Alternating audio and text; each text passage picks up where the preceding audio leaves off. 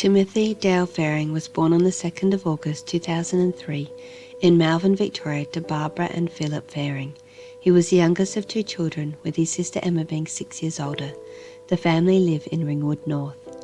In 2017, Tim, as he is known in his family, started Year 7 at Blackburn High School.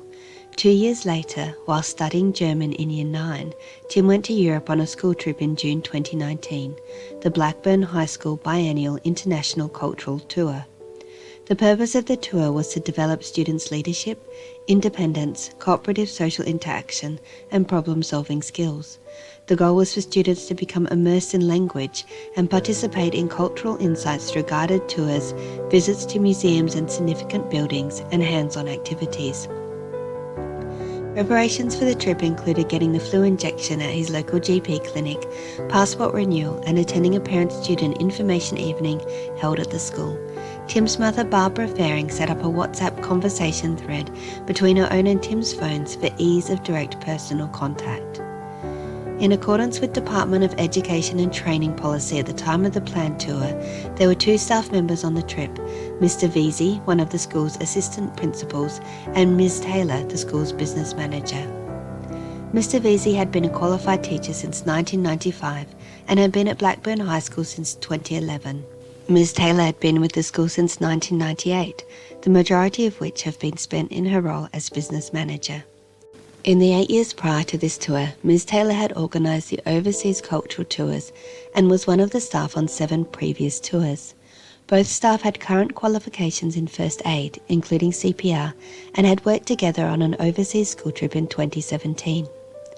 School planning for the tour began about 18 months prior to departure and included risk management documents, parental consent forms, school council and regional approval, and registration on the Department of Foreign Affairs and Trade's Smart Traveller website.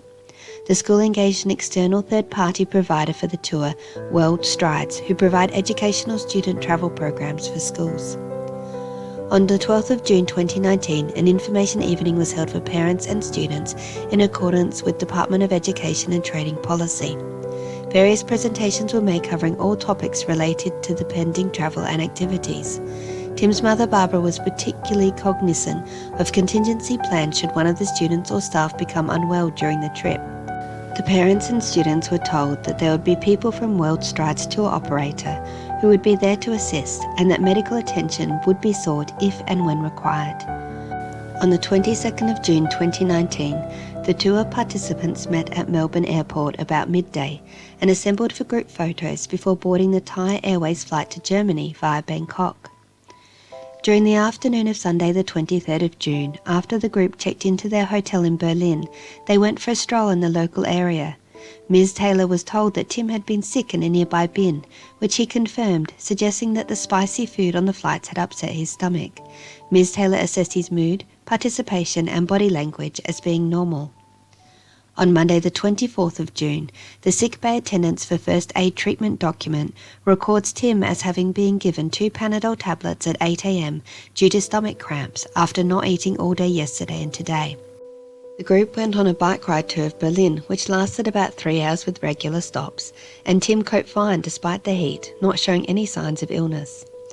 During the lunch break, Tim vomited into a nearby bin. He didn't seem to indicate he was severely sick, and the consensus was that he may have been suffering the effects of jet lag, different food, the heat, and change of climate. Staff were advised shortly afterwards and became aware of Tim vomiting a second time. On the walk to dinner, Tim was again sick into a street bin. He had no explanation for his vomiting, although it was becoming evident that he had lost his appetite. Ms. Taylor offered to help him buy his preferred food from a supermarket, however Tim declined. He was encouraged to keep hydrated. Tim was messaging his mum, telling her that he had been sick, but he was positive he would get over it and was considering different food he could eat. Ms. Taylor spoke with Barbara via phone about Tim's vomiting. Mr. Vesey and Ms. Taylor thought Tim was feeling homesick even at this early stage of the trip. Tim woke on Tuesday the 25th of June feeling very unwell. He called his parents and had a long conversation that morning while in his room. He expressed feelings of wanting to go home because he was sick. His parents thought homesickness may have been part of the problem, but Tim denied this. Ms. Taylor and Barbara spoke on the phone and exchanged text messages again during a train trip to Munich. Barbara told Ms. Taylor that advice from the family GP was to buy some ranitidine and/or omeprazole tablets for Tim. He became distant from other students, partly because they didn't want to get sick from any bug he may be carrying, and partly because he was not as cheerful as he had been. Ms. Taylor took Tim to a chemist where he explained how he was feeling, and they were given buscopan tablets, described by the pharmacist as equivalent to ranitidine or omeprazole. Tim was given 2 buscopan tablets at 8 p.m, but didn't eat any dinner. On Wednesday the 26th of June, Tim woke up early and messaged his mum, asking her to get him home.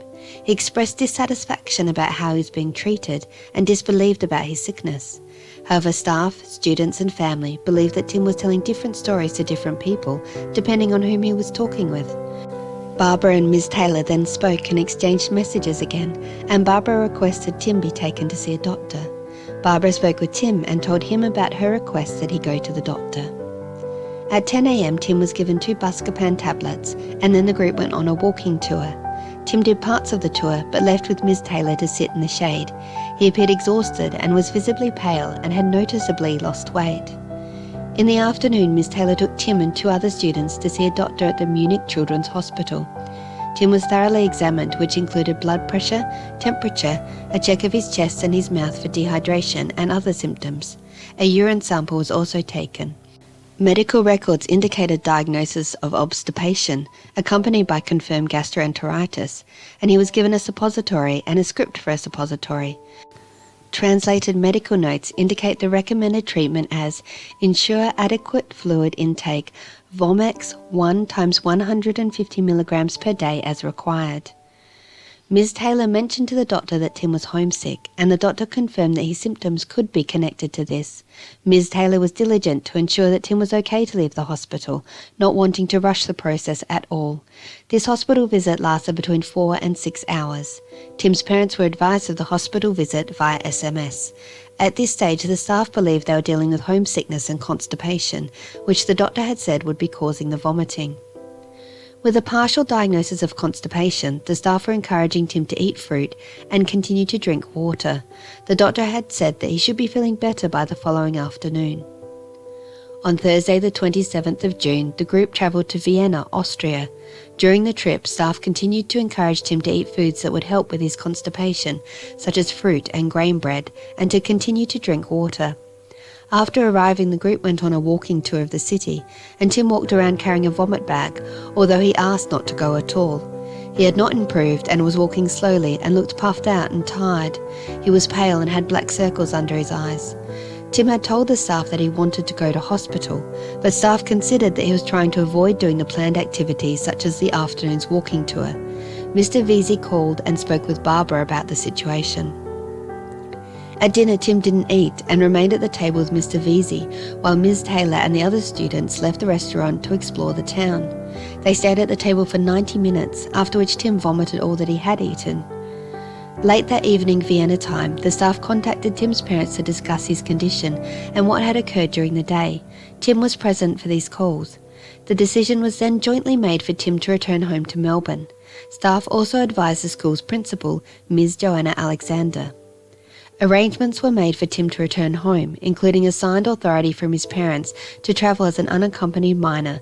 A flight was booked for 3 p.m. Saturday the 29th of June, insurance considerations via QBE, and assistance via the tour company World Strides.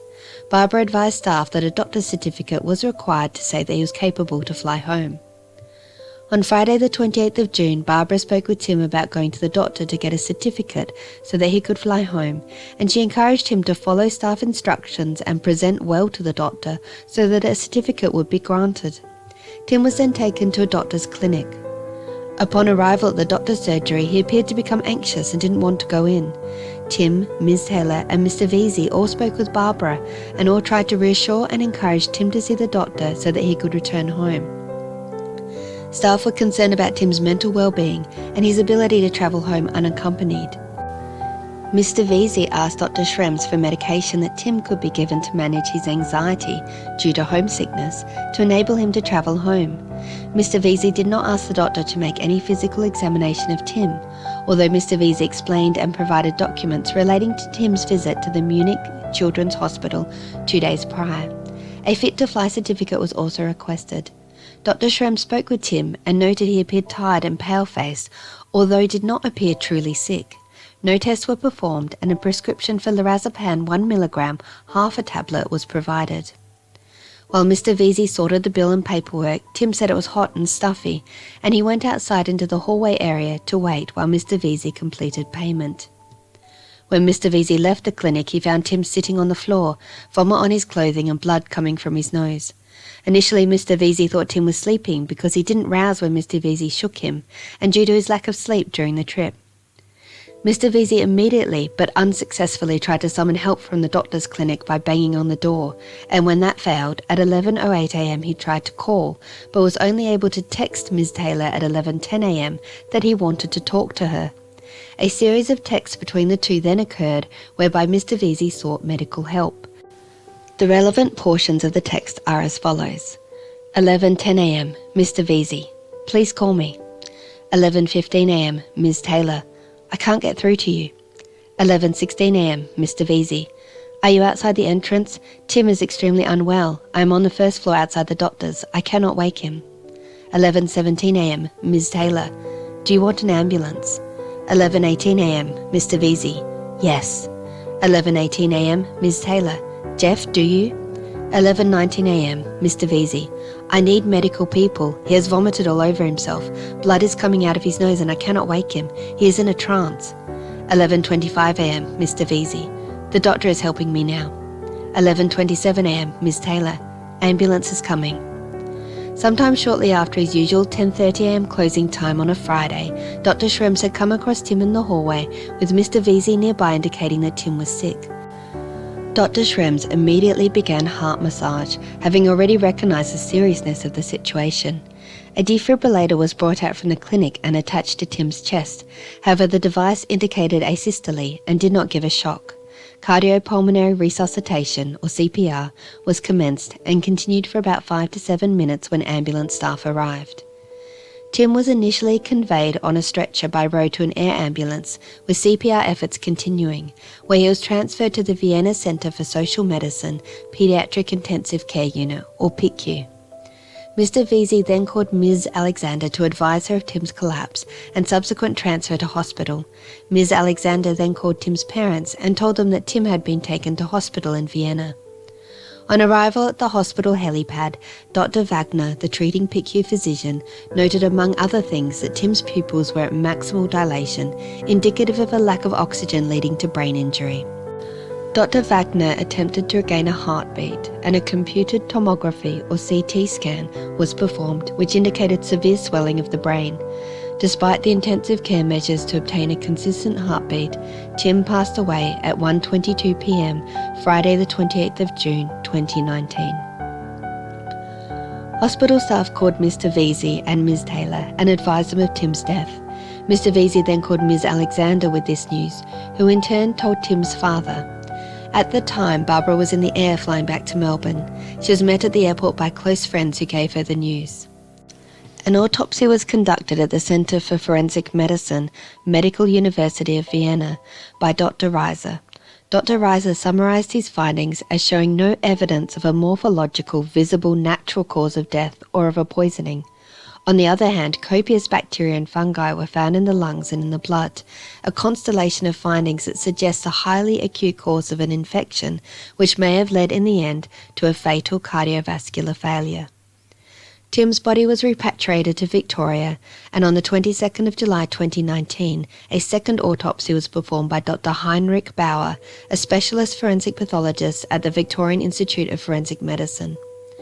Dr. Bauer's autopsy revealed acute bilateral bronchopneumonia with stomach contents in small airways suggestive of aspiration as the underlying cause, together with acute gastritis. In addition to information gleaned from Dr. Reiser's expert opinion, and concurring with that opinion, Dr. Bauer found it was possible that a lethal cardiac arrhythmia was unmasked by the diarrheal illness with associated electrolyte imbalance with added strain on the cardiovascular system. Dr. Bauer formulated a cause of death as hypoxic ischemic encephalopathy, complicating cardiac arrest in the setting of bronchopneumonia and gastroenteritis. He is of the opinion that Tim's death is due to natural causes. The review of this case was conducted by Paediatric Registrar Bernie Cranswick and Emergency Department Consultant Dr. George Duros, both of the Coroners Court Health Management Investigation Team within the Coroners Prevention Unit, or CPU.